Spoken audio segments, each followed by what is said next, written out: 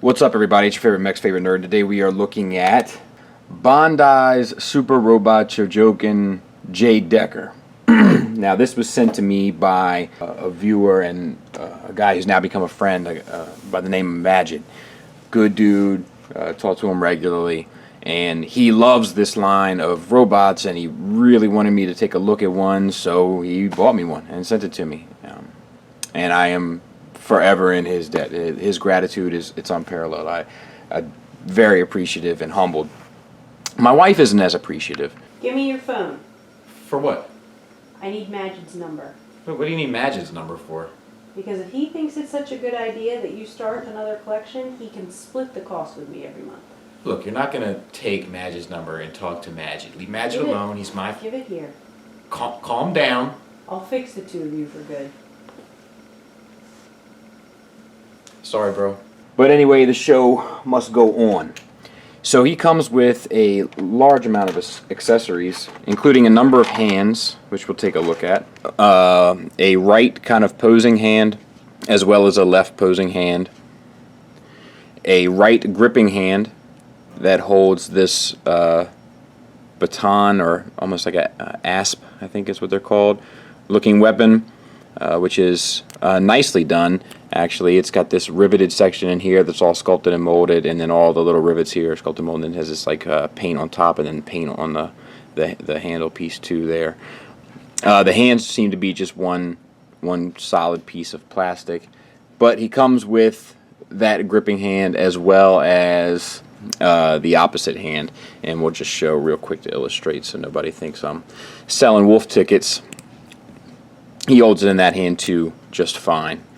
And then he comes with one pointy hand, which I love for poses, very cool, and then two trigger hands, which hold his guns, which are a single cast, red paint applied there, black, red, and gold paint applied there. Very nice. This is what I'm always talking about when I talk about weapons and how they should be painted. Like, this is sharp. It's a single cast, just got the paint on there to kick it up a notch. Very nice. And he holds those just fine once you get it in. It is a tight fit, but I mean, once you got it in, the finger lines up square with the trigger and everything else, so that's pretty nice. We do get a little bit out of control right there, and I think that chip there is more so my problem than his problem. And then, same on the other side, different hand, different gun, same sort of paint application. And the hands are pliable a bit to allow you to get them in, and once you got them in, they're good to go.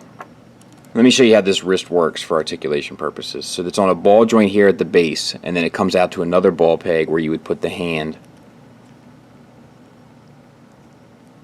Plug the hand in, and then you plug the base into the bot itself.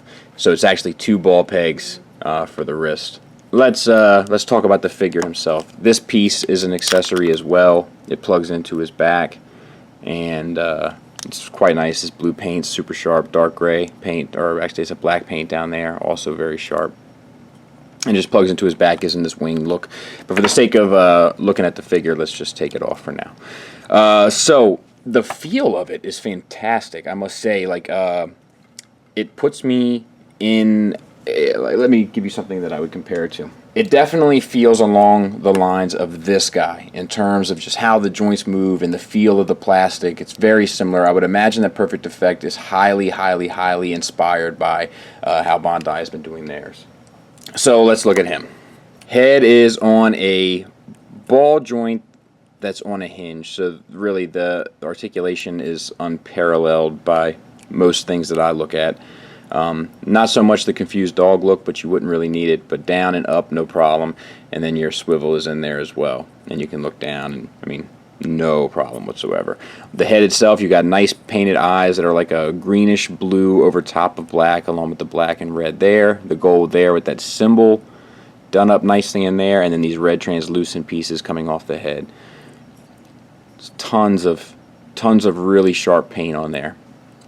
Moving on to the shoulder, we have a ball joint that sits inside the shoulder. The part where it sits inside is on a rocking hinge to allow you to get up to there, which is nice. And then the way that it plugs in there is like on a ball disc, so you get your hinge at the shoulder there. And then this armored piece here is also on a hinge that rotates up, so it won't impede articulation whatsoever. Really quite nice. Nothing's gonna stand in your way, so to speak. Biceps swivel. This piece here has the translucent plastic as well as this blue wraparound paint here, and then the black at the bottom. Biceps swivel. Elbow gets you. It's a double jointed elbow, and it gets you way past 90 degrees. Nothing to really complain about there. And then we have this black piece that's a separate piece of plastic on there. And then the wrist is on a ball peg, so you get full rotation there, and articulation rather. The torso is on a ball joint, so you get a little bit of an ab crunch, kind of just enough. I mean, a little bit more wouldn't hurt, but nothing bad. Then you also can go side to side, and you get your waist swivel built in there as well. For the chest, the gold is all painted beautifully, and then there's a black paint application there as well. And then these gold pits here, they articulate in so that you can move the arm more so across the body without any sort of hindrance, which is a nice touch. Articulation is the same on the other side, as is the paint applications. Moving down the figure, we have red paint here, gold paint there, and these flaps are all articulating. You have this one that moves up, you have this one that hinges there, the back one's hinge, all this stuff hinges out. And this is on a ball joint as well. So you get a hinge here and then a ball joint at the base where it connects to the torso of the body, so, or the pelvis of the body rather. So nothing is going to stop this guy from getting into his poses. Now these joints down here, I'm not exactly sure how to describe them, but basically how they plug in is with a ball joint at the where it plugs into the pelvis that comes out to this cylinder that gets you a hinge. I've never seen a joint quite like this, but I don't have a whole lot of Bandai-esque robotic figures, especially nothing from the Chogokin line. But just to illustrate how it works, they are like slightly wide jointed, as you can see, which you know is not my favorite, but it doesn't bother me here because it doesn't really get in the way of anything. Leg goes up to there with no issue, and all the way down, no issue. Gets you forward to there, and then it also gets you back to there. So you know what I mean? It's almost ridiculous how much the articulation is really there. The thighs themselves, they swivel at the base of that joint I was talking about, so it gets you a very anatomically correct thigh swivel, which I love. You know I love that. No paint on the thighs, but that's okay. You get a double jointed knee here, which gets the foot all the way back behind them with no issue. And then moving down the figure, these, I feel like there's something that goes on with these, and now I'm drawing a blank. Okay, they move up and down, I guess, for posing, and to allow the double jointed knee to move. That's why they do it. I got you. And then we have gold paint here, this grayish gunmetal paint, which is beautiful, by the way, and then this red paint on top of there, which is all done very well. Then you get to the feet, and they have a hinge here, which you can see, which gets you your ankle tilt all the way up to there and back to there. And then it's on a ball joint at the base of the foot, which gets you your rocker. No problem at all. So this guy is really, he's really efficient, and he's really effective. And then I'll give you a couple size comparisons real quick, just to give you an idea if you were curious about this line. I think these are about somewhere between 40 and 60 bucks, like in this size. I will get something relatively close and compare it size-wise. Real quick before I do that, this same piece where it hinges in there, this one's a little stiff on mine, but it's there. This one comes out way forward, so you get your butterfly joint as well, which even more lends itself to why you would have these chest pieces on a hinge, because you can get that arm you know, all the way across. Really. Yeah. Pretty cool. And for a size comparison, there he is with Masterpiece Blue Streak. So definitely not as bulky, but height-wise, they're pretty close. Blue Streak's got him by a little bit, but they're pretty close. Final thoughts-wise, you know, I like to start with the negatives. Really, the only negative that I have is that I don't have any connection to it. Mechs in general don't do anything for me just by being mechs. I mean, I can appreciate that it looks super cool, but it doesn't do anything for me in the sense of, you know, connection. It doesn't do anything for me in the sense where I would want to spend a bunch of money on it. But if mechs were my thing, I'd be all over these. Like, I don't love Transformers because they're robots. I love Transformers because I love the characters. And if I knew about the characters here, or if I got into any fiction that was behind it, I would you know, be clamoring to get all over this guy. But you saw my wife at the beginning of the video. I don't think it's in my best interests, let's say.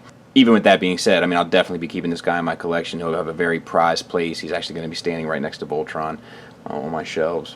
Because it was sent to me by a viewer, and that means a fair amount to me. It means more to me, actually, than the actual character means to me. So there's that. But, I mean, the paint is there. The articulation is there. To be honest with you, it's probably the most highly articulated figure that I have in my entire collection. I don't think any figure that I have has quite the range of motion that this thing does. No issues with the paint whatsoever. You know, a couple little nicks and stuff, and a few places on the accessory where it got off the mark, but surely nothing to write home about. The figure, the feel, the finish, it's very much a high grade, premium, quality product with quality materials utilized. It's just, I mean, I did this pose. It's kind of a goofy pose, but the only reason why I did this pose is because it's so insanely well balanced. Like, that was not a difficult thing to do. And I mean, it's challenging to put this guy in a pose that isn't cool. You know what I mean? Like, he's so posable, and the aesthetic is so cool that it lends itself to just looking pretty much badass at every turn. So if you're into mechs and stuff, and you're just a robot fan, if the rest of the line is anything like this, I highly recommend you at least look into it. If you're into Chogokin and you don't have this guy, pick him up. He's awesome. But if you're into Transformers and not really a mech person, I'm pretty sure this isn't going to do it for you, because it doesn't really do it for me. It doesn't do it for me enough to want to pursue the line. That and my wife's death threats. So thanks for listening. Thanks for watching. Until next time, take care.